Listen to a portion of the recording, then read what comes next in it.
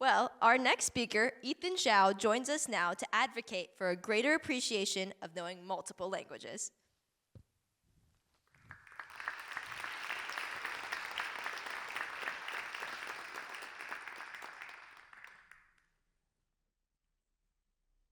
Hola, Guten Tag, Namaste, Ni Hao. If you even understood one of these greetings, we just shared a moment of connection.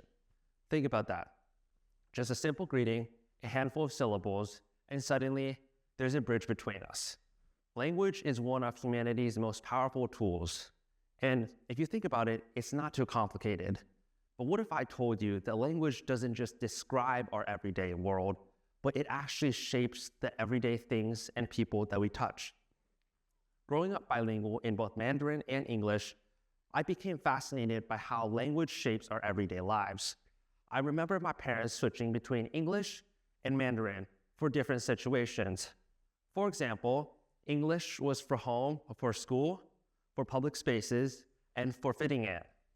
Mandarin, on the other hand, was for home, for warmth, and for belonging.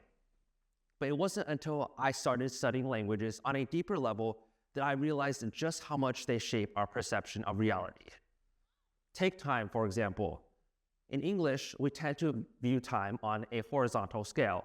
For example, we commonly say, I have a test next week, or I went to my friend's birthday party last week, and all of that is spoken on a horizontal scale. And Professor Lera Bordadisky found that English speakers tend to relate their language with their cognition. For example, when English speakers were asked to arrange 3 random images, you see the Eiffel Tower, and you see a beautiful landscape, and you also see a woman holding binoculars. English speakers would arrange them horizontally. Whereas on the other hand, you would, instead of saying, I would go to my friend's house next week in Chinese, you would say, 上个星期, or for last week, you'd say, 下个星期. And conversely, Professor Bordadisky found that Chinese speakers tended to arrange the same 3 images on a vertical scale, which proves that English and Chinese are having different effects on not only your language, but also your cognition. But it's not just language and time. It's also, you can see that Chinese is on a horizontal scale due to these characters on behind me. But it's not just language and time, but it's also direction. For example, the Gugu people of the Yamathir tribe in Australia don't use left or right. Instead, they tend to use north, south, east, or west. And this has to do with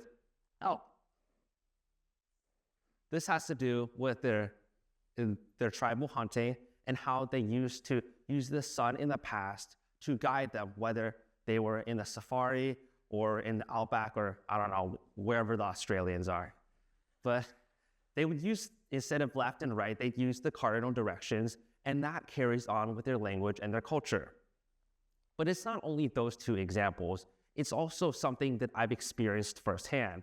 For example, one evening at Kroger, I was, shopping for my groceries, and I was approached by this man named Mr. Ming. And Mr. Ming spent 30 years in China, and he gained really fluency in Chinese, but he came back to the United States and suddenly forgot all his English. I mean, who would expect that? But anyway, he just came up to me holding a slip of paper, and there were a bunch of Chinese characters written on it. I didn't really know Chinese that well at the time, and I could have used Google Translate to, just pull out my phone and translate it. However, I decided to teach him in a way that felt more natural. So I pointed to a picture of an apple, and then I pointed and said, apple, and he repeated after me and said apple. And then we repeated to banana, rice, pudding, just not eggs. They were a little too expensive. But after that, with each word, his confidence grew. And when his confidence grew, so did his mental and cognitive ability. But he didn't just leave with a translated list of words. He'd actually learned how to say the words himself. And before leaving, He turned to me, smiled, and said, "Thank you. Tomorrow I will buy an apple." It was a small sentence, but a huge leap forward. In that moment, I realized the power of language, not just as a tool for survival, but as a connection between cultures, human experiences, and people themselves. When we learn a new word, a new phrase, or even a new language, we don't just gain another way to communicate, but we gain another way to think and listen. But seriously, we gain another way to think, and we see the world differently. We become more empathetic because we understand different perspectives, and we become more creative because our brains learn to structure ideas differently. And most importantly, we become more connected because we understand others' perspectives more deeply. Even small steps can make a huge difference. Take a few seconds out of your life and learn a new language. Pay attention to the words you use, because the words you use have significant power. They can either create bridges or they can create walls. Let's choose the bridge. Let's choose the connection, because when we do, we don't just change the way we communicate, but we change the world. Thank you.